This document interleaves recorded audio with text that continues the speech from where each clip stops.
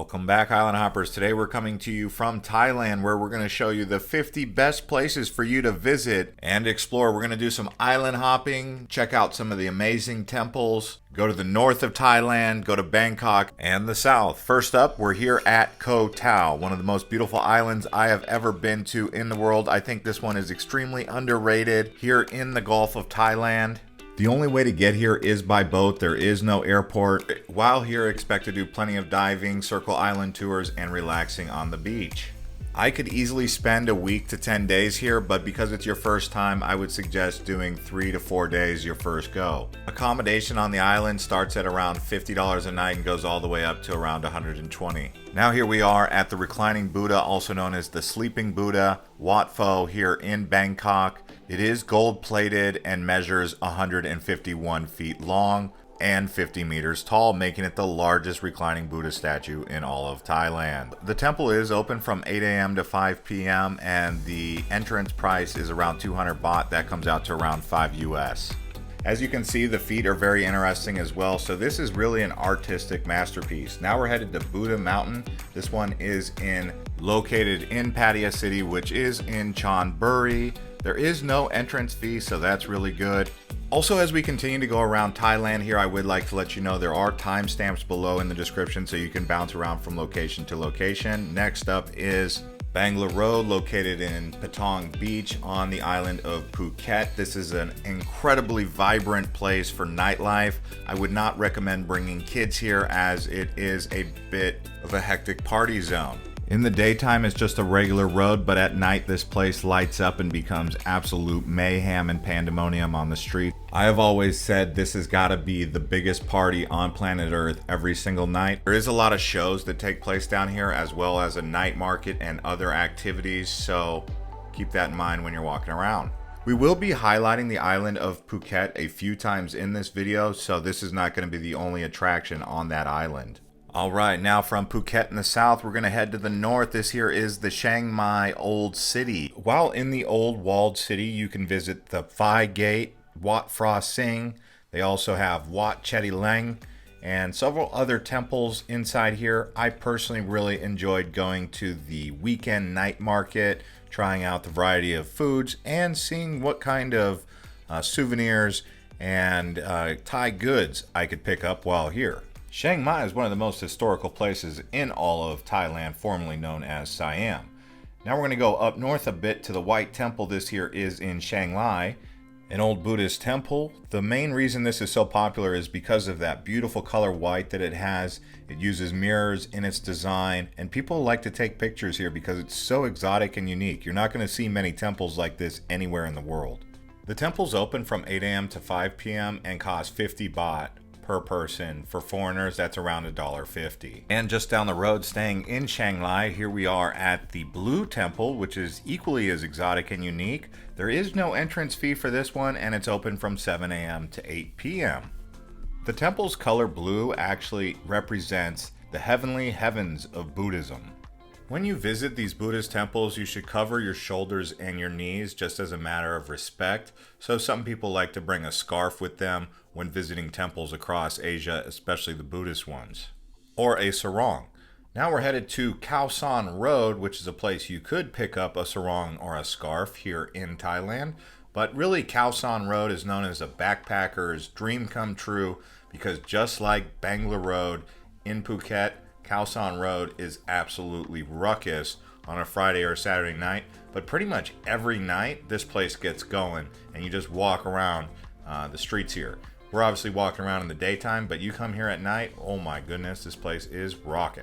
Next up, we're headed down to Trot. That's another province, and this here is Koh Chang.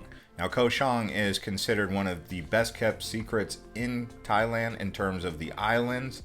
And you're going to see why when you get here, because beautiful beaches, crystal clear translucent water. It's actually very close to Cambodia, and it is a bit harder to get to because you got to drive about 7 hours from Bangkok.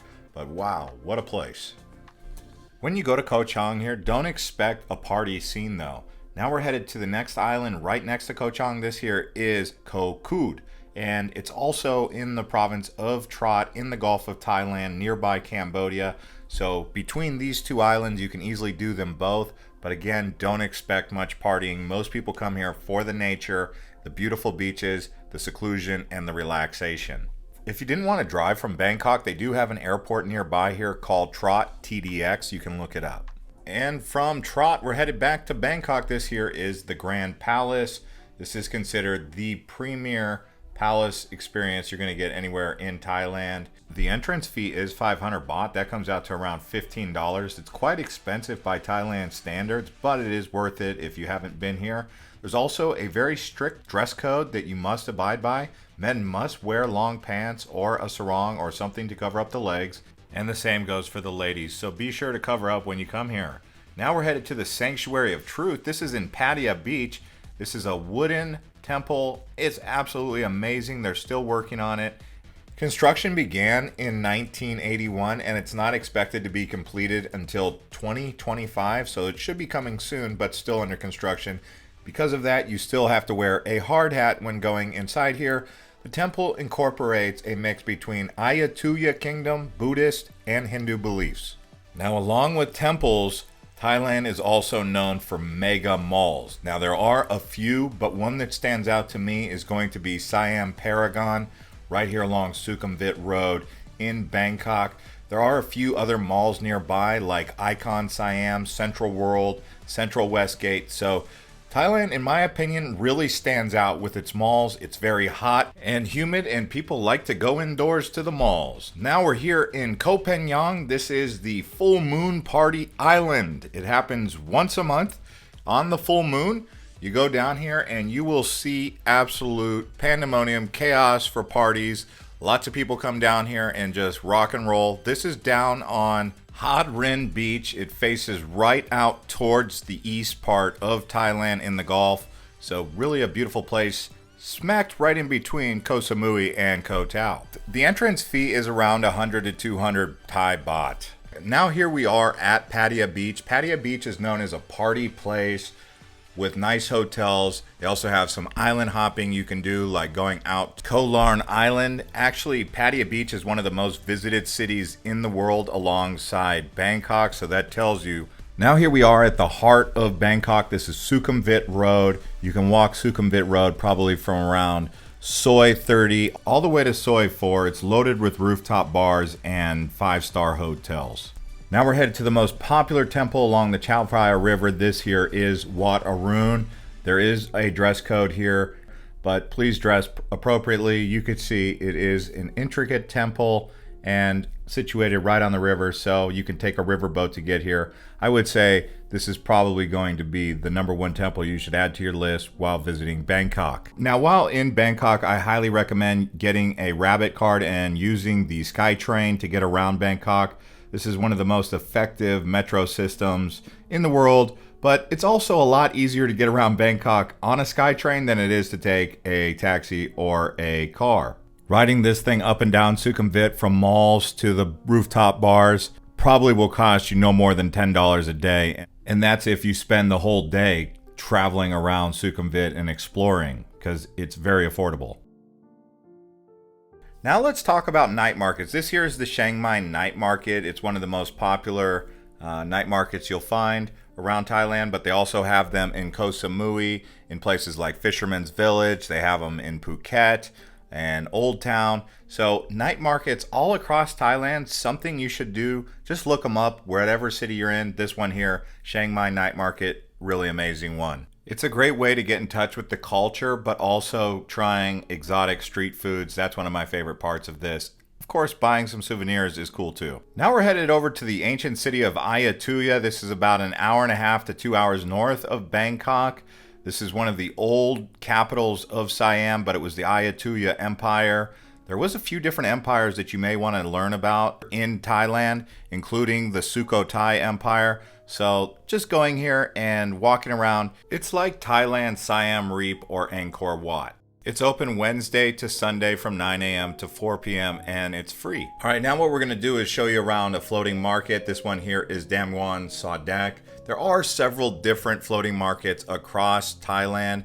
Pattaya has one. There's like 3 or 4. big ones around Bangkok. Even if you go north a bit, you're gonna come across some floating markets.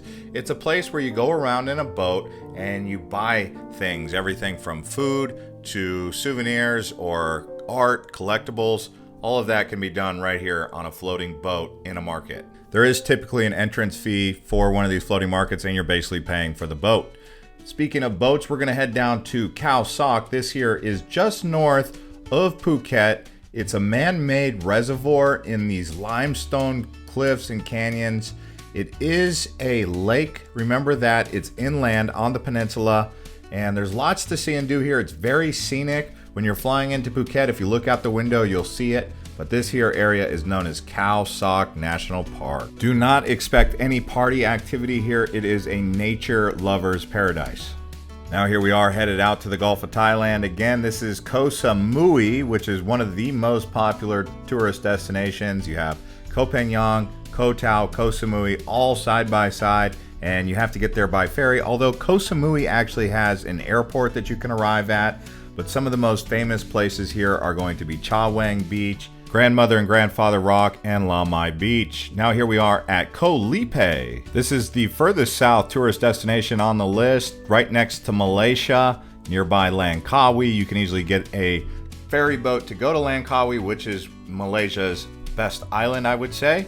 And here you're gonna find unique rock formations, beautiful laid-back resorts and beaches. So Koh Lipe is seasonal though. During rain season, it's closed mostly.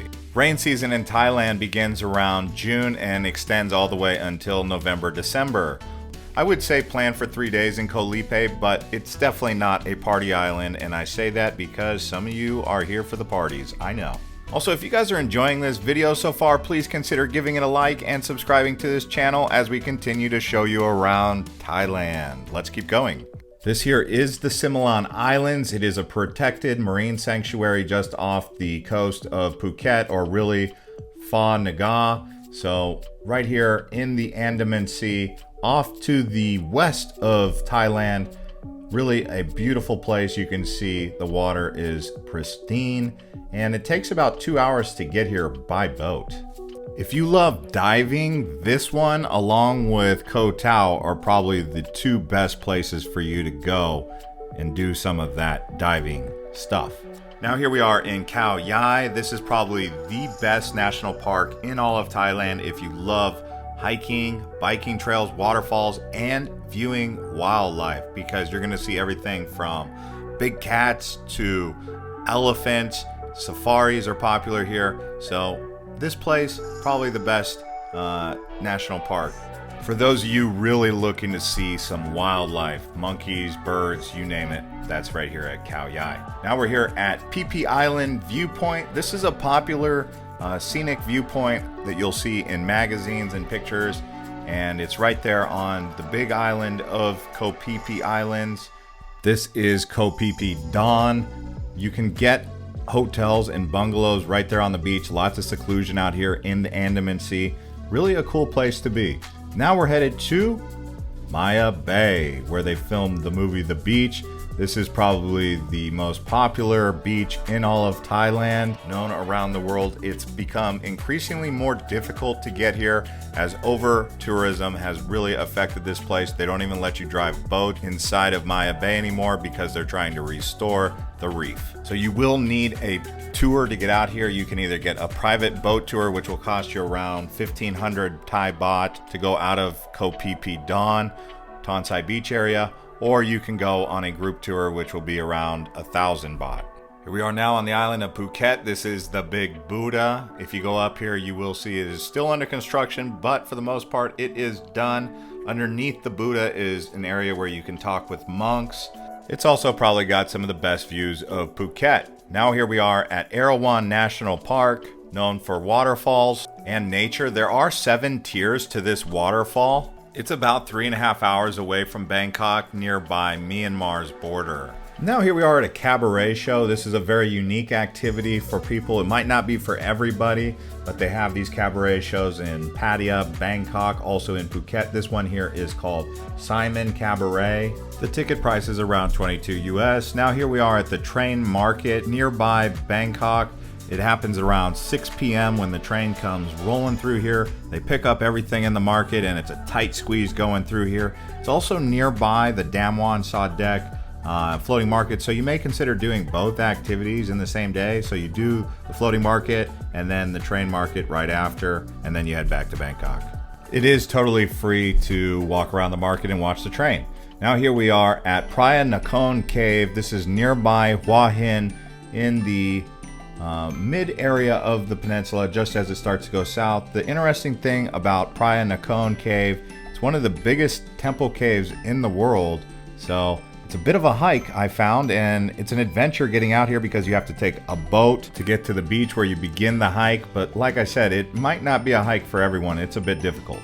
Now here we are in Krabi at Railay Beach. This is one of the most famous beaches in all of Thailand and the world because of the big limestone towering mountain cliffs that you see here. It's also a popular place with people who want to go to the cave restaurant Rayavadi, which is actually at Phra Nang Beach, which is right next to Railay Beach. So if you come out here to this area of Krabi, just keep in mind you have to take a long-tail boat from Ao Nang because there are no roads. Now when the tide goes out, you can actually walk out to the islands, which are a pretty cool experience because when it's high tide, it's not possible to go out there unless you're swimming or taking a kayak. So walking out there changes the whole situation. Now here we are at Hong Island. This is also in Krabi in Phang Nga Bay. It takes about an hour to get here from Krabi Ao Nang Beach. And another island is James Bond Island, famous for the movie James Bond where he walked up onto the beach. You can see the unique rock formation here. This is about an hour away from Hong Island by boat. It's in between Phuket and Krabi, so you can get to this island either location. If you go to James Bond Island, I recommend you also include 3 or 4 other stops along the way because it's not worth it to come all the way out here just for that. But in that area is Phang Nga, that's the bay, and it's really one of the most impressive sights you'll see anywhere in Thailand, this whole bay, because of the limestone rock spires. And there's actually a unique village here. It's a Muslim village. This is called Koh Panyee. You can walk around here and get lunch typically on one of your tours, and you can see it's a very unique village that's built right here on the side of this island cliff. Because the tide is always rising and then going down again, you can see it's all built on stilts. So depending on the time of day you arrive here, it might be high tide or low tide. And now we're headed back out to the Andaman Sea. This here is Pileh Lagoon. It's one of the more scenic areas around the Phi Phi Islands, I would say. I actually prefer this lagoon over even Maya Bay because you can actually swim here. I would suggest going here in the morning time around 10 or 11 before all the boat traffic does arrive, because these places have really become popular with tourists. For this tour, I would recommend getting a longtail boat and going in there. It's a bit better. Then you have Old Phuket, which is actually an old Chinese and Portuguese village right here on the island of Phuket, facing towards the Andaman Sea. You can get a hotel here and hang out for a couple days, but what I would suggest is just coming down here for one of the night markets. Now here we are back in the north of Thailand. This is Wat Huay Pla Kang. This has also got a big white Buddha statue and a large pagoda. And yeah, this is one of the most impressive temple complexes I saw anywhere in Thailand.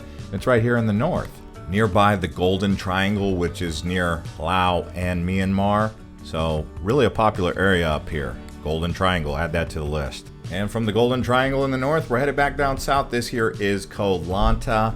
It is just south of Krabi, north of Koh Lipe. So if you're going to do Koh Lanta, you might consider arriving into Krabi and doing Koh Lipe and this island at the same time. But you can see laid back nature vibes here.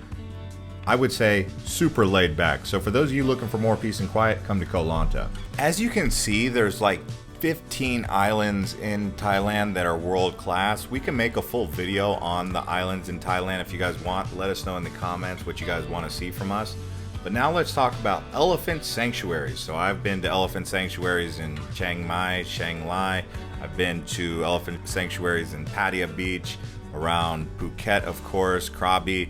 But yes, this is something popular. You just want to make sure they have humane treatment of the animals. Now, if you've ever wanted to turn yourself into a human drone and get aerial views, you've got to try paragliding. This is mostly done in Patong Beach on Phuket. But you can see an amazing experience. Just make sure when you go up it's not too windy. That's the big risk here. And if you like swimming in natural pools, come on out here to the Emerald Pools in Krabi. It's about an hour drive from Ao Nang, a little bit closer to Krabi town, but really cool to walk around. There's several different areas. They're not quite hot springs, but they aren't cold water. But either way, it's still a fun place to go swimming in a natural pool. The entrance fee is around 200 baht for adults and 100 baht for children. Now here we are at actual hot springs. This is right down the road from the Emerald Pools. But across Thailand, you'll find they have several different areas for hot springs. I actually did a hard-boiled egg in a hot spring near Chiang Mai. So if you get a chance, go visit some of these hot springs. Really relaxing to get in that water. Sometimes it's super hot though, so take consideration when being in there any longer than 10 or 15 minutes. Also, make sure you drink a lot of water before going in one of those. Now let's talk about rooftop bars, rooftop pools. In Bangkok, this is probably the best place you'll go, although in Phuket they do have rooftop bars. But here at the Hyatt Regency, you have the Marriott has one.